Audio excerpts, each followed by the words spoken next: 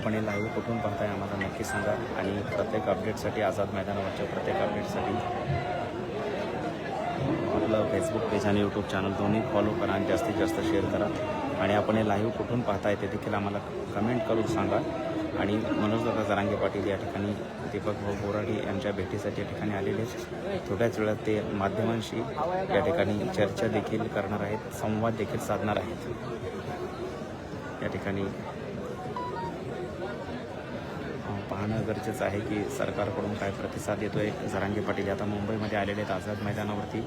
दीपक भाऊ बोराडे यांच्या प्रकृतीची त्यांनी आल्यापासून विचारपूस केलेली आहे, तसेच एसटी आरक्षणाची अंमलबजावणी करण्यात यावी यासाठी नेमकी काही चर्चा दोघांमध्ये झाली ते थोड्याच वेळात आपल्याला या ठिकाणी लक्षात येईल। मित्रांनो, हे लाईव्ह तुम्ही कुठून पाहताय आम्हाला नक्की सांगा कमेंट्समध्ये।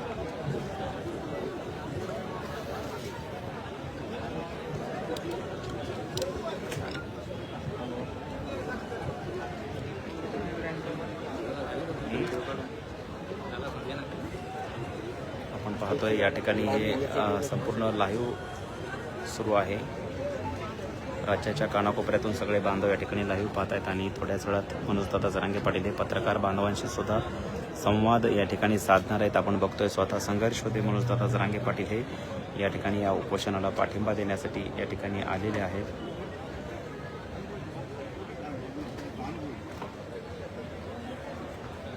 या ठिकाणी अत्यंत कठोरातील कठोर अशा प्रकारचं आमरण उपोषण या ठिकाणी सुरू आहे। मनोजदादा जरांगे पाटील हे दीपक भाऊ बोराडे यांच्यासोबत चर्चा करत आहेत। अत्यंत कठोर असं आमरण उपोषण या ठिकाणी सुरू आहे, परंतु अजून कुठल्याही प्रकारची सरकारने दखल घेतलेली नाही।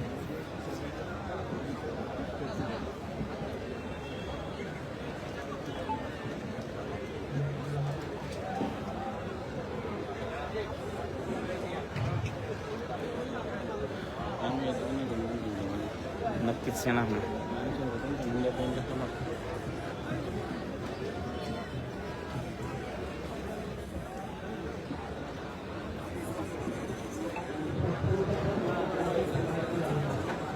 राज्याच्या कानाकोपऱ्यातून सगळे बांधव लाईव्ह पाहत आहेत आणि थोड्याच वेळात दोन्ही नेते या ठिकाणी माध्यमांशी संवाद साधतील। त्यावेळी नेमकी चर्चा काय झाली ते आपल्या सगळ्यांच्या लक्षात येईलच। परंतु तत्पूर्वी आपण पाहतोय की आताची सगळी या घडीची लाईव्ह दृश्य या ठिकाणी आपण